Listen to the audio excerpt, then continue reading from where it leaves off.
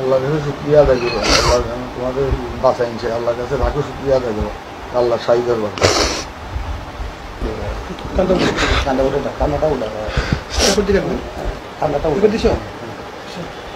21 July 2025 Diabari milestone school and college. প্রতিদিনের মতোই school দুপুরে 1 ঘটিকা ছুটি হয়।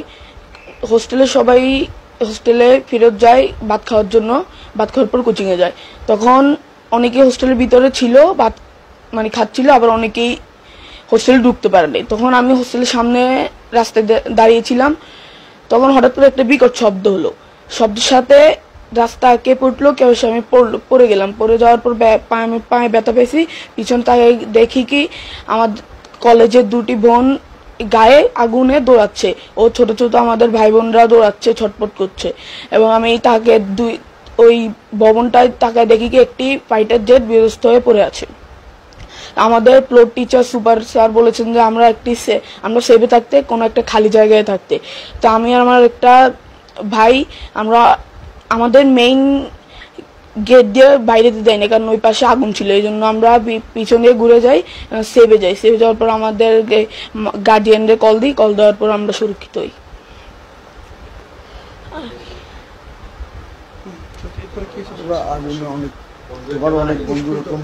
তখন আমি দিয়াবাড়ি থেকে আজমপুর এসে বাস উঠি, বাস আমি নোয়াখালী এসে পৌঁছাই।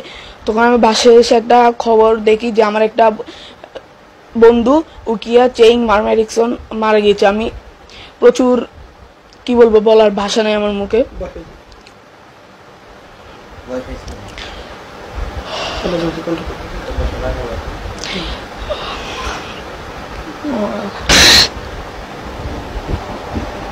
আমি বাসে উঠি, তখন বাসটা খালি ছিল, একজন লোক ছিল আমার পিছের সিটে বসছিল। তখন বলছিল তুই কি মাইলস্টোন পড়ো? আমি বলছি হ্যাঁ।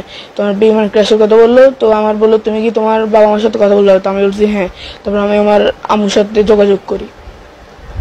এরপর আমি যখন বাসে দেখি যে আমাদের এই মাইলস্টোনে খারাপ অবস্থা, আমার ছোট ভাই বোনরা অনেকে মারা গেছে। আমাদের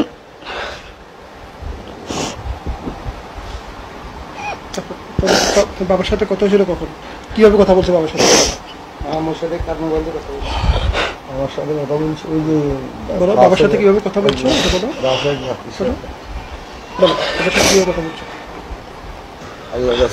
আল্লাহ তাআলার কাছে আমার অনেক শুকরিয়া, আমি সুস্থভাবে মাইলস্টোন স্কুল অ্যান্ড কলেজ থেকে নোয়াখালী পৌঁছেছি।